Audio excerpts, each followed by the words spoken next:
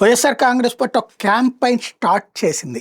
అప్పుల ఊబిలో ఆంధ్రప్రదేశ్ ఏదైతే వైసీపీని ఇబ్బంది పెట్టడానికి తెలుగుదేశం వాడిందో, తెలుగుదేశం అనుకూల మీడియా వాడిందో, అదే ఇప్పుడు రివర్స్ అస్త్రం కిందన వాడుతున్నారు. 14.5 లక్షల కోట్లని పచ్చి అబద్ధాలు చెప్పి చివరికి 10 లక్షల కోట్లని, చివరికి 7 లక్షల కోట్లకు తేల్చినటువంటి బడ్జెట్ ఉపన్యాసపు సాక్షిగా, బడ్జెట్ లెక్కల సాక్షిగా ఇప్పుడు తాజాగా ఆంధ్రప్రదేశ్కి సంబంధించినటువంటి అప్పుల పరంగా చూసుకున్నప్పుడు ఈ 19 నెలల్లోనే 3 లక్షల కోట్ల రూపాయలు అప్పు చేశారు. 3 లక్షల కోట్లకి దగ్గరకు వచ్చారు. 2,93,000 కోట్ల దాకా అప్పు చేశారు అన్నటువంటి లెక్కలు హైలైట్ చేసుకొస్తుంది. ఇందులో భాగంగా 2024-25 మార్చి దాకా కాగ్ గణాంకాల ప్రకారం 81,597 కోట్లు అప్పు చేసింది బాబు సర్కార్. 25-26 నవంబర్ వరకు కాగ్ గణాంకాల మేరకు అప్పులు 77,000 కోట్లు.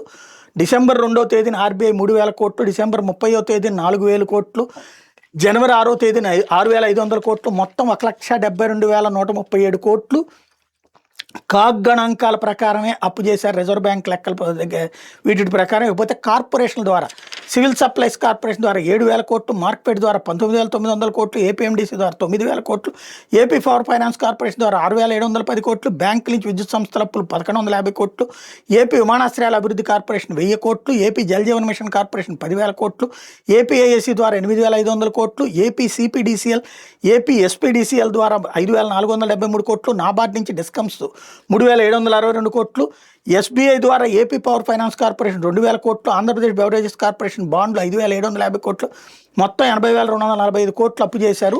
ఇవి కాకుండా అమరావతి అప్పులు ప్రపంచ బ్యాంకు, ఏషియన్ డెవలప్మెంట్ బ్యాంక్ నుంచి 15,000 కోట్లు, అడ్కో నుంచి 11,000, జర్మనీకి చెందిన కేఎఫ్డబ్ల్యూ సంస్థ 5,000 కోట్లు, ఎస్ఏబిఎఫ్ఐడి నుంచి 7,500 కోట్లు, ఏపీ పిఎఫ్సిఎల్ నుంచి 1,500 కోట్లు, నాబార్డ్ నుంచి 7,387 కోట్లు, మొత్తం 47,387 కోట్లు. టోటల్గా చూసుకుంటే కనుక ఈ అప్పులన్నీ కలిపితే దారుణమైనటువంటి పరిస్థితికి తీసుకెళ్తున్నారు అన్నటువంటి కాన్సెప్ట్ని హైలైట్ చేసుకొచ్చారు. 3 లక్షల కోట్లకి దగ్గరికి చేరుస్తున్నారు అన్నటువంటి. అయితే ఇందులో కొన్ని అబద్ధాలు ఉన్నాయి.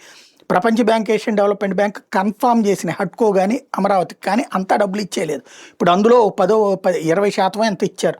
జర్మనీకి చెందిన కేఎఫ్డబ్ల్యూ కానీ వీళ్ళంతా కూడా, వీళ్ళు ఏంటంటే అక్కడ పూర్తయ్యే కొద్ది దశలు వారేగిస్తారు, అంతా ఒకేసారి చేతికి ఇచ్చారు. కాబట్టి ఈ అప్పులంతా ఏవైతే 47,387 కోట్ల అప్పులు అనేది వెంటనే క్యాష్ ఇచ్చేసినట్టుగా శాంక్షన్ చేసినట్టు, ఇందులో 10,000 కోట్లు 12,000 కోట్లు మాత్రమే వాడుకున్నారు. ఏపోతే బడ్జెట్ బయట వివిధ కార్పొరేషన్ల అప్పుల పరంగా చూసుకుంటే సివిల్ సప్లైస్ కార్పొరేషన్ అప్పులు అదేమి ప్రభుత్వం డబ్బులు తీసుకోదు, అది మనం సరుకులు కొంటారు, మళ్ళీ డబ్బులు వచ్చిన తర్వాత అది ఇచ్చేస్తూ ఉంటారు, దానికి వడ్డీ అది కూడా సివిల్ సప్లైస్ కార్పొరేషన్ నుంచినే చేస్తారు.